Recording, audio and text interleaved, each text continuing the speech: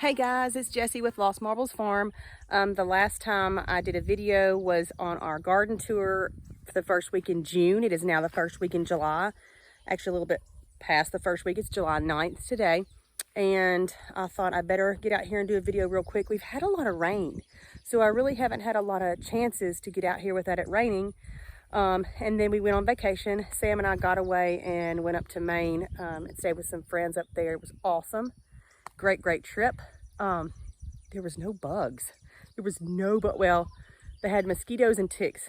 But like the bugs we have down here, they were not there. It was really nice, and it was so nice and cool. So it was like stepping into a room with air conditioning. So that was a nice break in the 112 heat index temperatures that we've had. And the great news is everybody survived. All the kids survived while we were gone.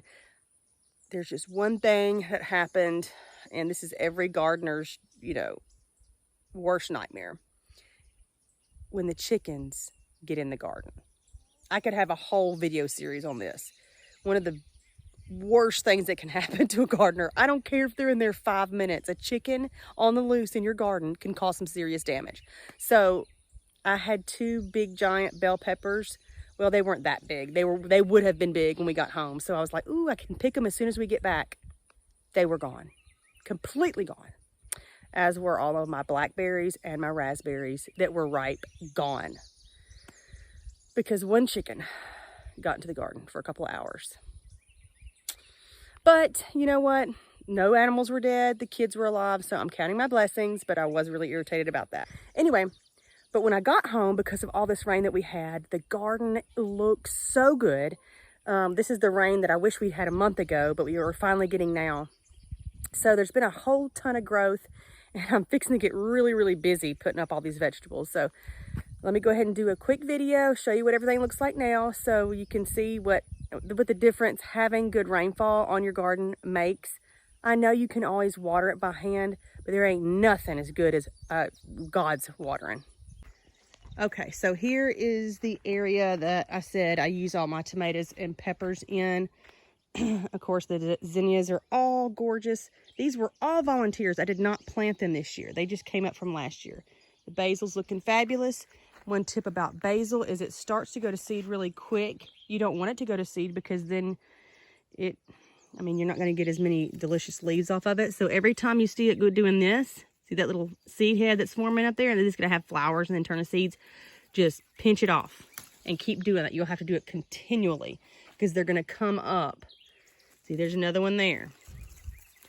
And the more you pinch them back, the bigger your plant will get and you'll get more leaves. If you let them go to seed, they're going to put all of their energy into the flowering heads. You don't want that. You want to have this all summer long so you can make your delicious food with your basil, fresh basil.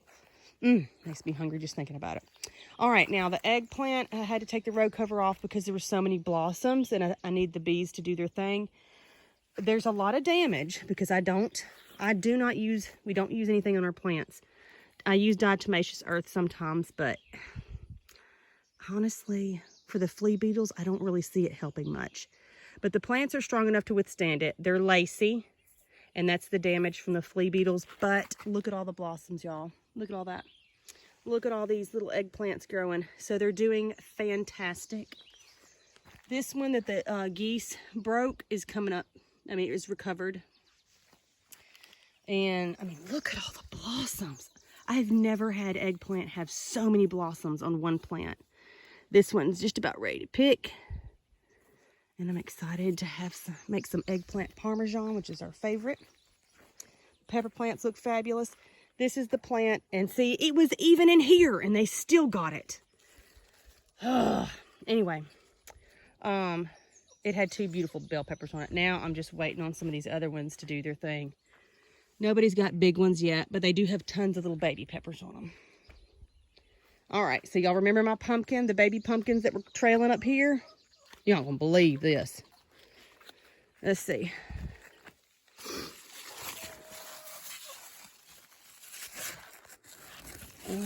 Look at that.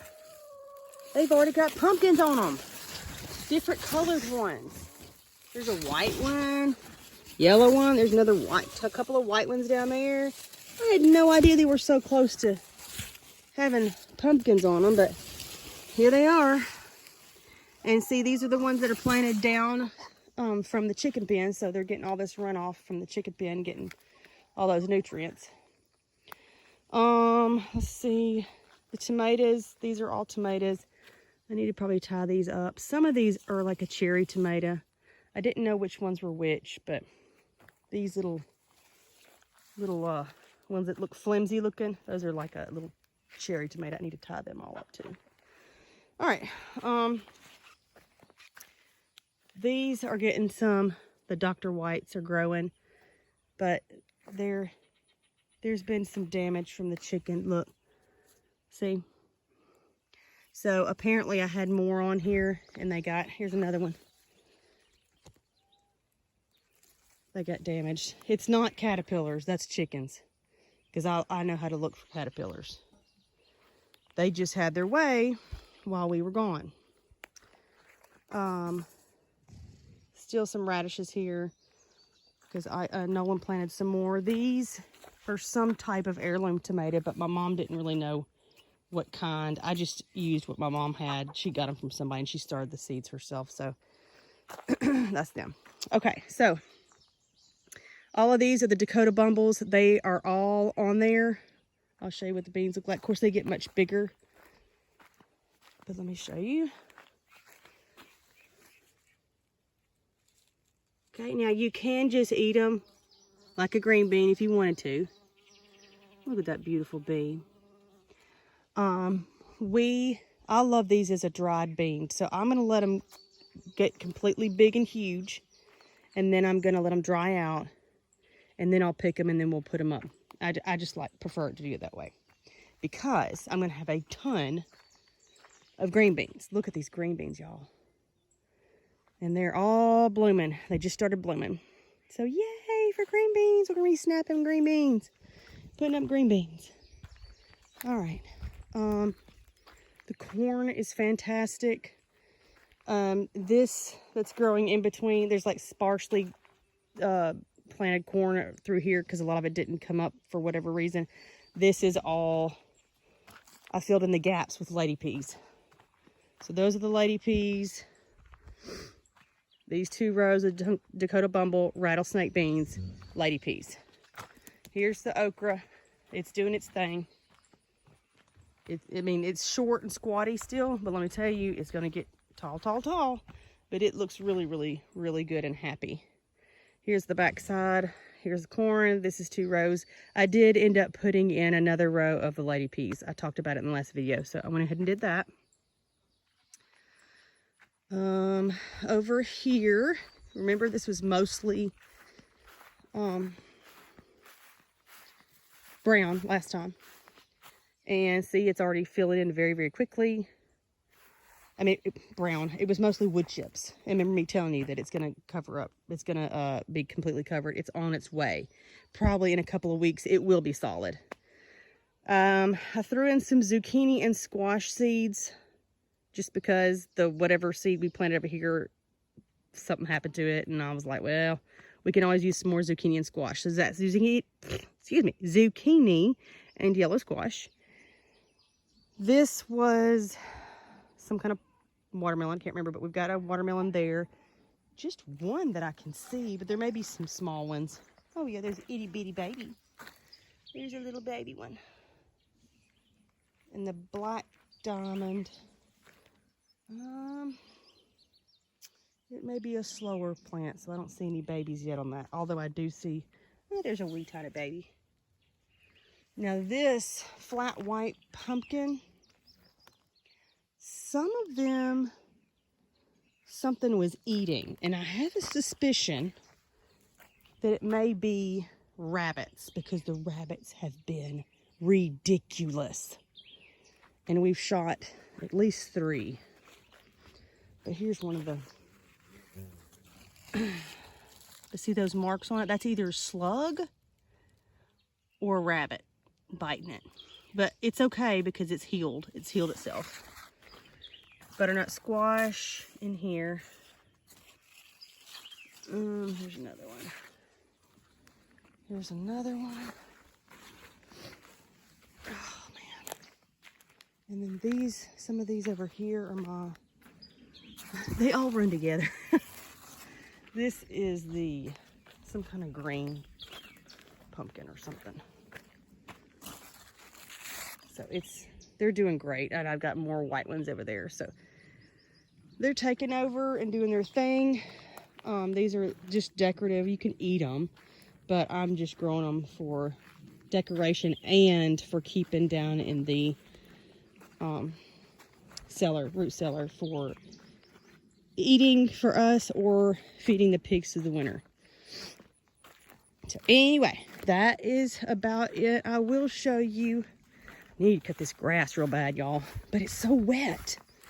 Let me show you real quick the berries. There is something I wanted to tell you about pruning. Remember how I talked about the importance of pruning back your berry bushes when they get about 3 feet tall? Let me show you the difference. Okay, so here's a branch here. Okay, one branch. It was not pruned. And at the top, you just have this many berries. Okay? All right, here is a branch that was pruned at 3 feet. Now look, 1, 2, 3. Now you have 3 of these with berries on them instead of the 1. So that is why you'll hear me tell you time and time again, prune your blackberries. If you want to have more berries, prune them. And I know it's kind of sad, but you want to kind of prune them before they start flowering. So here's another one. I pruned it right here. Now I've got 1, 2, 3 branches coming off of that with berries on it. So it's tripling the amount of berries. My blueberries are completely done. Let me just show you up close this. I know, honey, I know. You want to go everywhere we do, don't you? Look at this. It's all apples. And I'm just so impressed that this is that Arkansas black. Look at that. I've never had a tree with so many apples on it before. Well, hello. Anyway. Hopefully they'll make it and the stupid rabbits won't come take it all. Anyway. Alright, you guys. This is July 9th. This is what our garden looks like. Because we were so far behind, you know, we would already be knee deep in green beans snapping and whatnot. But like I said, it's okay. I'm fine with it. I've accepted it. And the fact that we're getting such late rains in the year is pretty amazing. Like, I'm so excited about that. All right, there's one last look at our raspberries. We're just starting to get some ripe ones. And it is game on every morning with trying to get to them for the kids do. Look at those things. Of course, they're going to get much bigger. This is like about the size that they get right here and start turning red. So good. Anyway, that's about it for today. I just wanted to have a quick little walk through the garden, let you see what it looked like. I hope you and your family had a great 4th of July, and we will see you guys on the next video.